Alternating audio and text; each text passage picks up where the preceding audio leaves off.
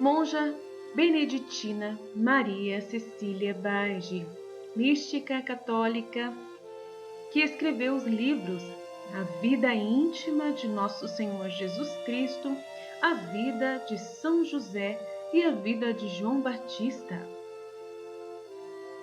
Maria Cecília Baige nasceu em Montefiascone em 4 de janeiro de 1694, filha de Carlo e Clemenza Antonini.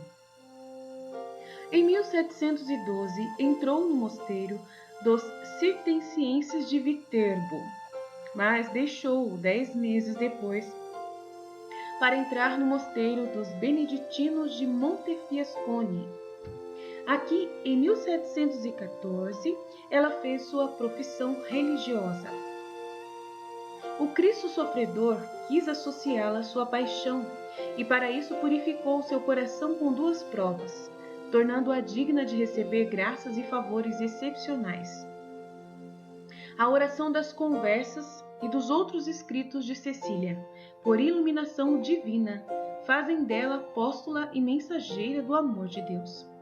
Dos mesmos escritos, Maria Cecília Baige também se destaca como uma mística do século XVIII. Cecília foi abadesa do mosteiro por cerca de 20 anos e tentou fazer reformas contra o relaxamento da ordem. E morreu no cargo de seu mandato em 6 de janeiro de 1766.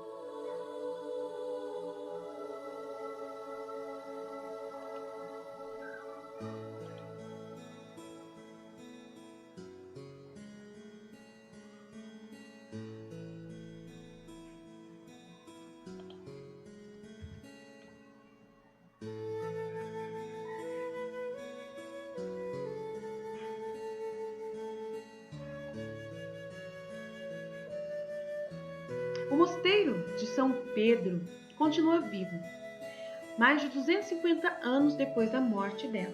As irmãs recebem peregrinos que percorrem a Via Francigena, uma rota de peregrinação medieval que passa pela cidade. As irmãs também guardam ainda todos os manuscritos originais da Madre Maria Cecília Baige.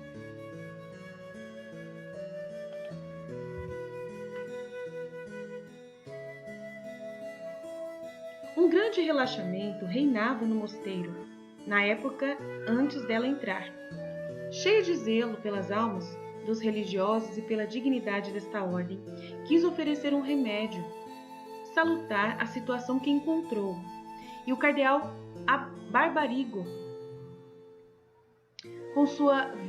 vendo sua pedagogia pastoral, podem ser vislumbradas nas entrelinhas das ordenações e decretos feitos durante a visita da eminência do reverendo cardeal, bispo de Montefiascone e corneto para o mosteiro e freiras da ordem de São Bento de Montefiascone. A data de visita do dia 22 de setembro de 1688.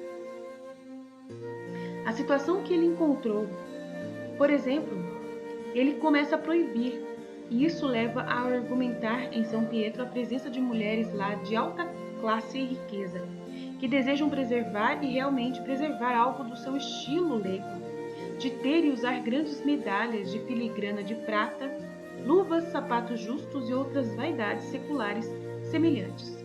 Muito menos guardar na sala instrumentos musicais, espelhos, quadros com comediantes dourados e outras vestimentas vaidosas. Em particular, o cardeal convidou os religiosos a observar estritamente o voto de pobreza e os graus de humildade do 7º capítulo da regra de São Bento, e proibiu, entre outras coisas, de se vestirem de maneira diferente para que, na semelhança do hábito, se reconhecessem como verdadeiras freiras, irmãs em Cristo.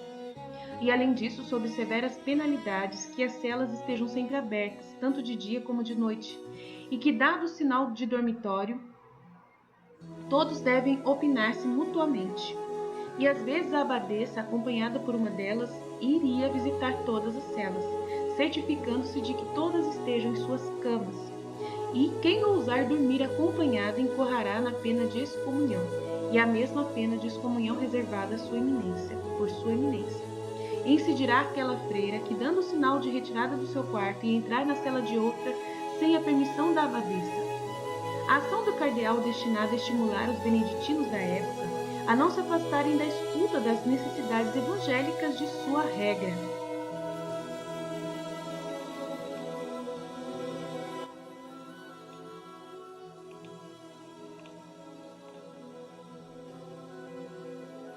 Achatando-se sob o peso de condicionamento social, foi mal recebida pelos freires e pelos monges, e não conseguiu reformar adequadamente o degradado tecido sócio-religioso, em que Maria Cecília Bage, depois de alguns anos, ela ainda teria tentado recuperar esses espaços para uma espiritualidade mística abordada por ela.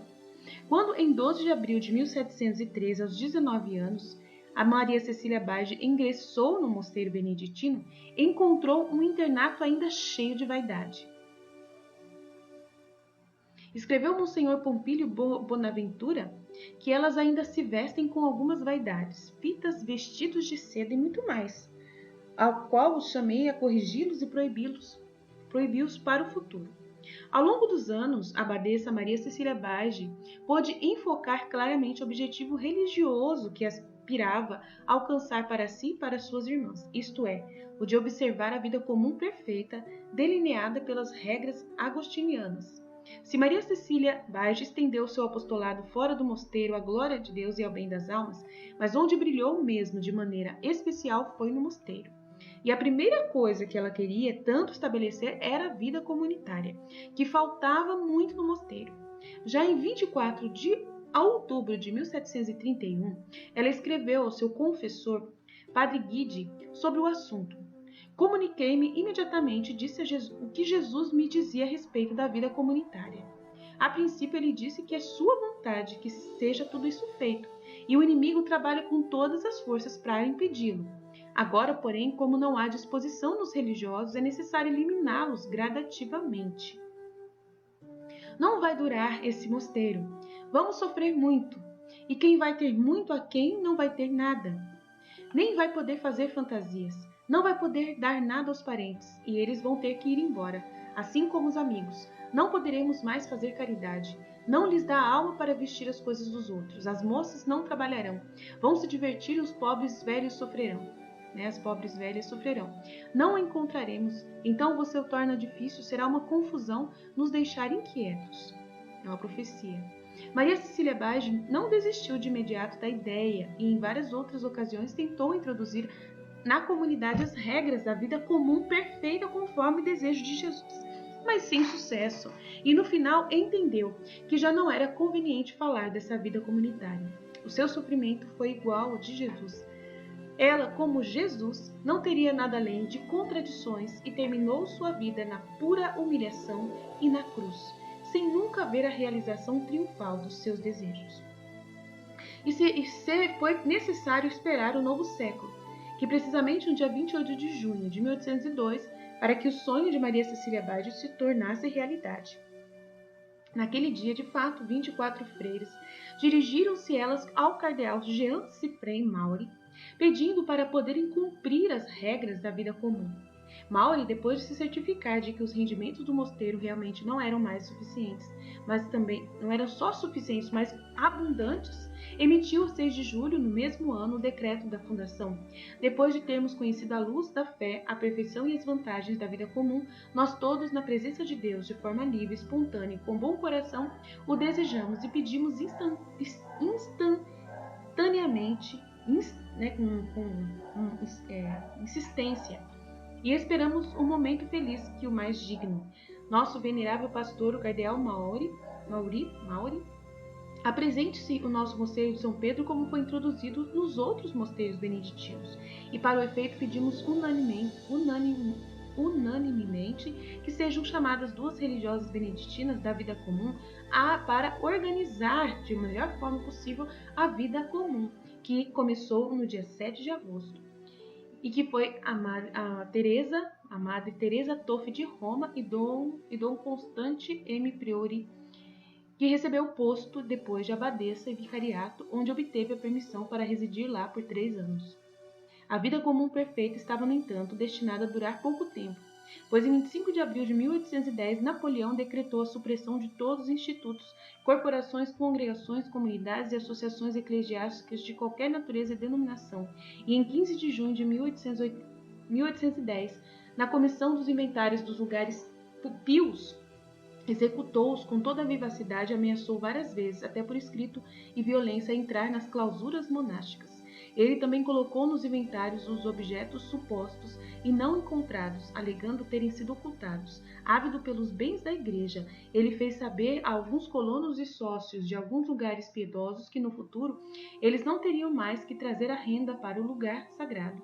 E então veio o fatídico ano de 1870, com a supressão do Estado papal e a aplicação da Lei Sicard para a abolição do Fórum das Unidades Eclesiásticas.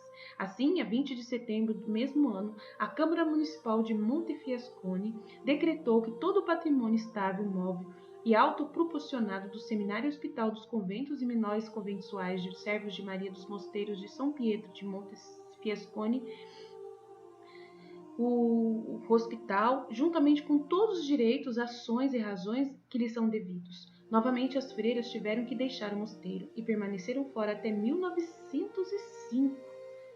Nossa! Quando, com grandes dificuldades financeiras e sacrifícios pessoais, puderam comprá-lo de volta.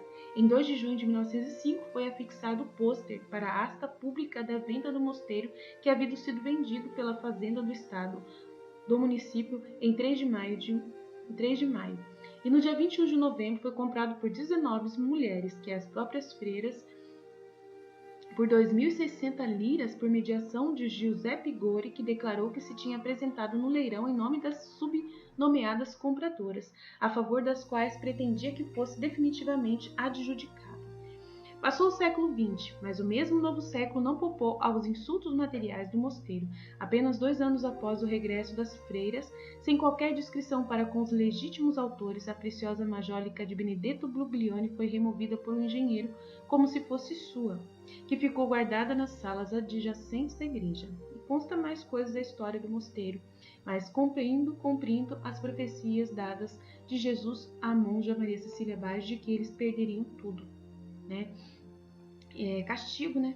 Castigo pelas riquezas da igreja, né? A igreja foi muito castigada nessa época. E aqui vamos mais, continuando aqui.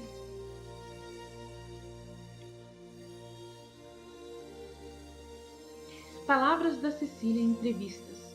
Meu Jesus, meu centro, vida da minha alma, meu amor, só em ti o meu espírito encontra descanso. Tudo o que falta de ti é para mim dor e tormento. Só em ti encontro a paz. Meu Senhor e meu Deus, eu te louvo e te bendigo, te adoro e te ofereço estes meus louvores, com aqueles de todos os benditos do céu e todos os justos que estão na terra e te dão nesta hora. Palavras de Jesus, que disse a ela: saiba que eu estou na cruz de braços abertos para mostrar que espero que o pecador o abrace toda vez que vier a mim. Ele me encontrará pronto para a misericórdia. Grandes foram as dores que eu sofri no tempo da minha paixão, e foram poucas comparadas com as que sofri no meu coração. Ninguém pode vir a entender.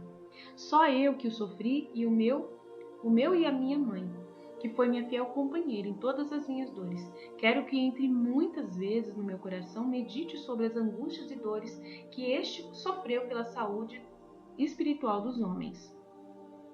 Do primeiro tratado sobre o coração de Jesus. O coração de Jesus odeia o pecado, mas está sempre aberto para receber o pecador arrependido. Odeia o mal, mas deseja o bem, porque deseja a conversão do pecador. E por mais que ele se ofenda com isso, quando ele se converte, o seu divino coração o perdoa imediatamente. Se o amoroso coração de Jesus fosse capaz de sofrer, sentir-se-ia muito grande quando visse os vossos corações longe dele, e comprometidos com o coração às criaturas e a nós próprios. Os trabalhos. Maria Cecília Bage. Deixa eu ver aqui. O que mais aqui? Ela fala, né, tem um livro de São José.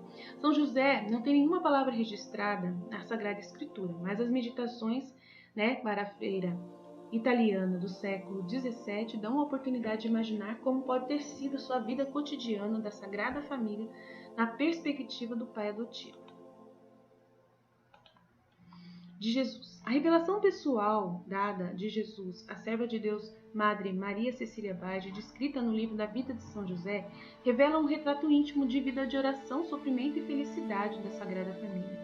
Assim como um pintor pode preencher os detalhes que retratam a cena da vida de Cristo tomada da Bíblia, o relato da Madre Maria Cecília Bage permite ao leitor se demorar em cenas que poderiam ter feito parte da vida de José com Jesus e Maria, com um foco especial na vida interior do santo. Começa com o nascimento de José e em 75 páginas faz o relato de sua vida antes de conhecer Maria, cujo foco é como Deus o preparou com graças para o privilégio de conhecer a futura mãe de Deus. Daí o leitor acompanha José quando ele exulta na encarnação no ventre de Maria. Quando ele exulta na encarnação no ventre de Maria. Não entendi essa parte, né? Acompanha José quando ele exulta. Ele exulta na encarnação, né, de Maria, na encarnação do Verbo, no ventre de Maria. É porque faltou aqui a palavra aqui. Do Verbo no ventre de Maria. Suporta as dificuldades no caminho de Belém, chora de tristeza com o Salvador em seus braços, canta hinos de louvor a Deus com Maria, trabalha com o menino Jesus em sua oficina e continuamente se abandona à vontade de Deus diante das incertezas. A Igreja não considera obrigatório acreditar em revelações privadas como matéria de fé. Mesmo assim, o livro recebeu o imprimatur in nihil obstate do Vaticano, declarando oficialmente que ele não contém erros doutrinais. O manuscrito, terminado antes da morte de Maria Cecília Bage, em 1766 ficou perdido, até que um monge beneditino o encontrou em 1990 no convento de São Pedro de Montefiascone, Itália, e publicou alguns trechos. 20 anos depois, Dom Pedro Bergamaschi apresentou ao Papa Bento XV o manuscrito da monja beneditina durante o mês de São José de 1920 e o Papa encorajou Bergamaschi a publicá-lo. Maria Cecília Bage viveu, né, nesse mosteiro, cerca de 80 quilômetros a norte de Roma, às margens do Lago Bolsena. Nasceu e viveu nesse lugar. Aos 19 anos entrou para a comunidade beneditina, tornou-se abadesa em 1743 e morreu no cargo aos 72 anos.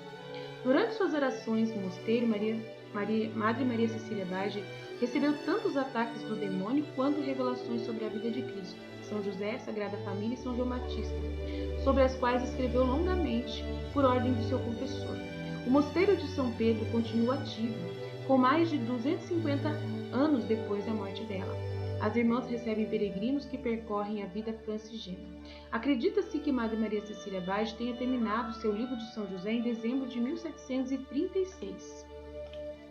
Ao longo de todo o texto, José é frequentemente mostrado em oração, dando louvor a Deus sozinho ou com a Virgem Maria e Jesus. Às vezes, quando José trabalhou muito duramente, ele se aproximava de sua esposa e pedia a ela que cantasse para ele um hino de louvor a Deus, com o que ele se reconfortava do cansaço. A Santa Virgem sempre atendia seu pedido. Seu canto de hinos de exaltação divina eram tão delitosos que José frequentemente era levado ao êxtase, escreve a serva de Deus. Uma vez, ele observou Maria, dizendo: minha esposa, seu canto sozinho é suficiente para trazer conforto a todo o coração aflito. Que consolação me dás com ele, que alívio para o meu cansaço.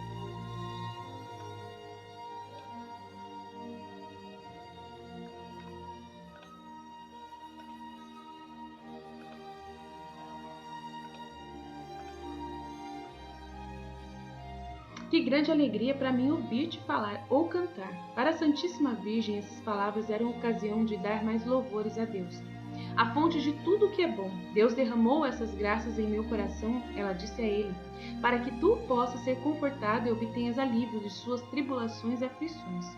O amor e gratidão do santo a Deus crescia continuamente e ele seguia se maravilhando diante da virtude de sua Santíssima Esposa.